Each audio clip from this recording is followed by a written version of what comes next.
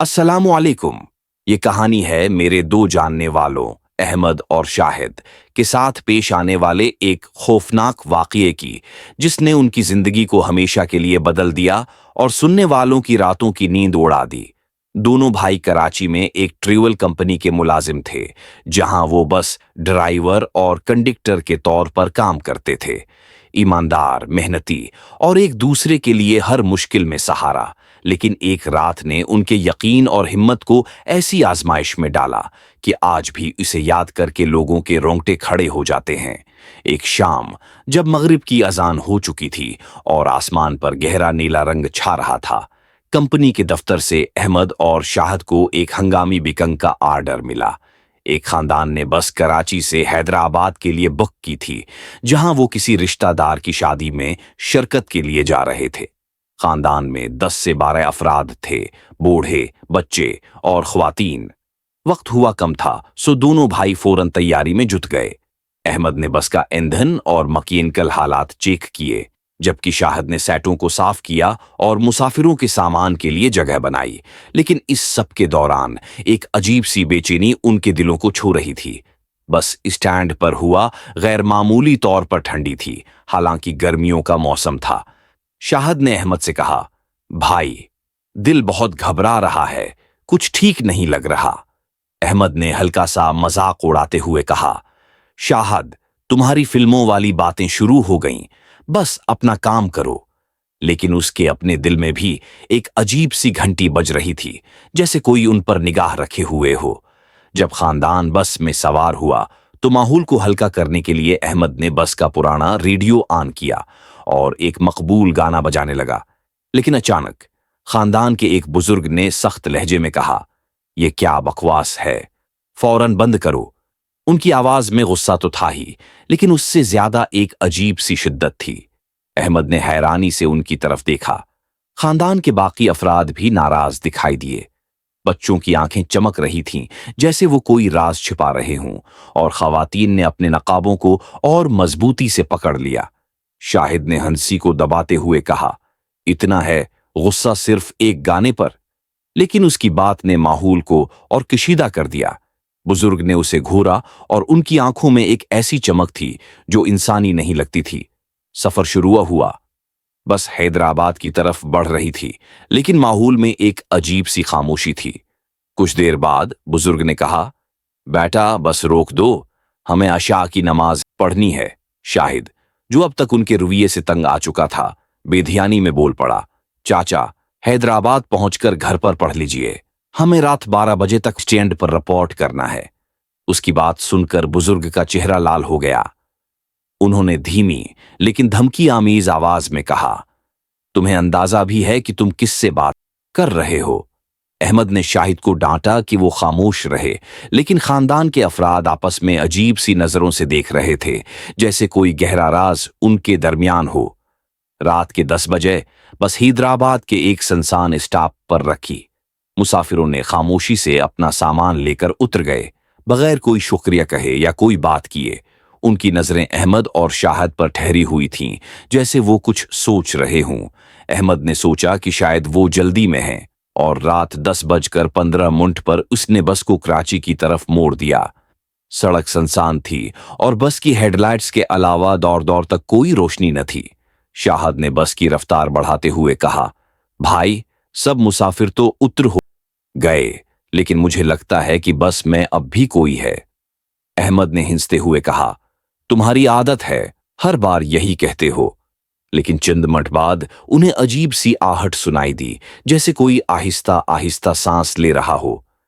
शाहिद ने पीछे मुड़कर देखा और उसकी चीख निकल गई। सेट खाली थी, लेकिन सेट पर नाखूनों के गहरे निशानात हैं थे, जैसे किसी ने जोर से खर्चा हो। खून की चंद बूंदें भी सेट पर बिखरी हुई थीं, जो अभी ताजा लग रही थीं। अहमद ने गाड़ी की रफ्तार तेज कर दी, लेकिन अब बस है के अंदर से अजीब सी आवाजें आने लगें, कभी हंसी, कभी रोने की आवाज, और कभी जैसे कोई उनसे सरगोशी कर रहा हो। अचानक बस का रेडियो खुद ब खुद ऑन हो गया। वही गाना जो अहमद ने शुरू में बजाया था अब खुद ब खुद बज रहा था, लेकिन उसकी आवाज भारी और खौफनाक हो गई थी, जैसे कोई गैर इंसानी मखलूक उसे गा रही हो।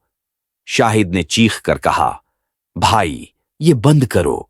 लेकिन जैसे ही अहमद ने रेडियो बंद करने की कोशिश की, उसका बटन टूट गया और गाना और बुलंद हो गया।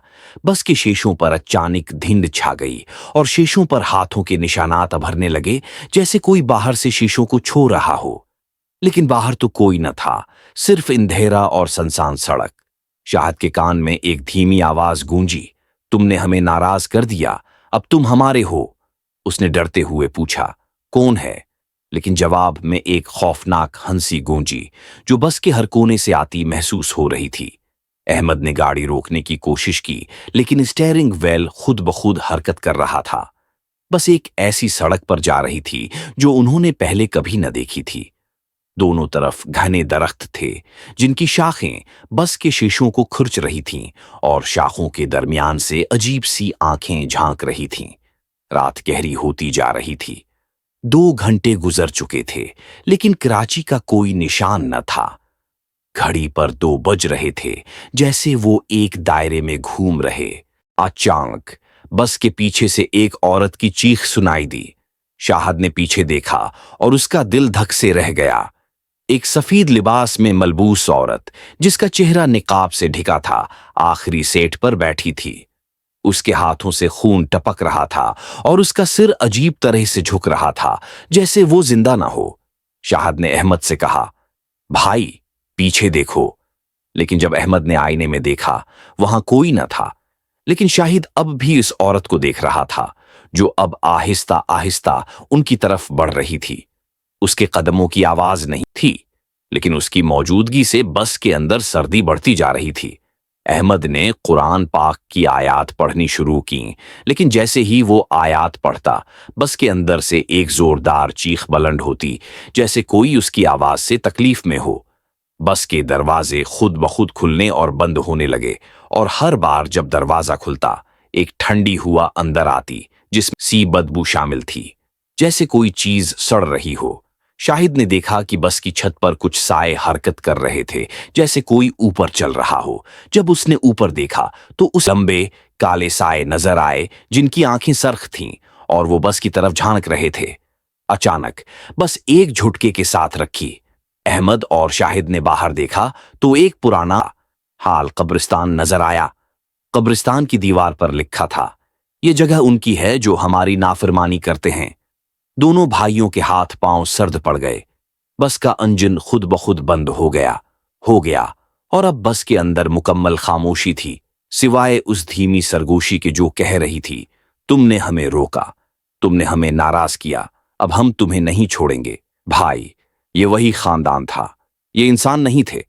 अहमद ने कहा, शाहिद हिम्मत रखो, हमने उनसे मुआफी मांग ली।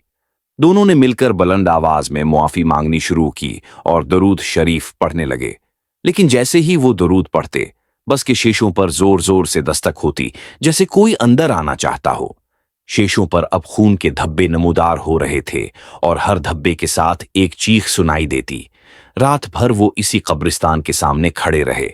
बस का दरवाजा खुलता और बंद होता रहा, और हर बार जब दरवाजा खुलता, एक सियाह साया बस के अंदर झांकता। सुबह की अजान की आवाज के साथ ही बस का इंजन अचानक चालू हुआ और बस खुद ब खुद कराची की तरफ चल पड़ी। जब वो कराची के बस स्टैंड पर पहुंचे तो उनकी टांगें कांप रही थीं। उन्होंने बस रोकी और बाहर निकलकर सांस ली, लेकिन जब उन्होंने कंपनी के रिकॉर्ड चेक किए तो उनके हाथ पांव सर्द पड़ गए। कोई बुकिंग ही नहीं हुई थी। दफ्तर वालों ने बताया कि गुज़श्ता रात कोई खानदान ने उनकी बस बुक नहीं की थी। फिर वो खानदान कौन था जिसे उन्होंने हैदराबाद लेकर गए? बस के अंदर अब भी खून के धब्बे, नाखूनों के निशानात और एक अजीब सी बदबू थी। बस की आखिरी सीट पर एक पुराना फटा हुआ नकाब पड़ा था, जो रात को इस औरत का था। जब अहमद ने उसे हाथ लगाया तो उसे लगा जैसे कोई उसकी कलाई को जोर से पकड़ रहा हो। उसने चीख कर नकाब फेंक दिया और वो नकाब हुआ में गायब हो गया। मकामी लोगों ने बताया कि ये जिन्नात थे जो इंसानों की शक्ल में सफर करते हैं। वो नेक जिन्नात थे जो अल्लाह की इबादत के लिए जा रहे थे, लेकिन अहमद और शाहिद की नाफरमानी और गाने बजाने से नाराज हो गए।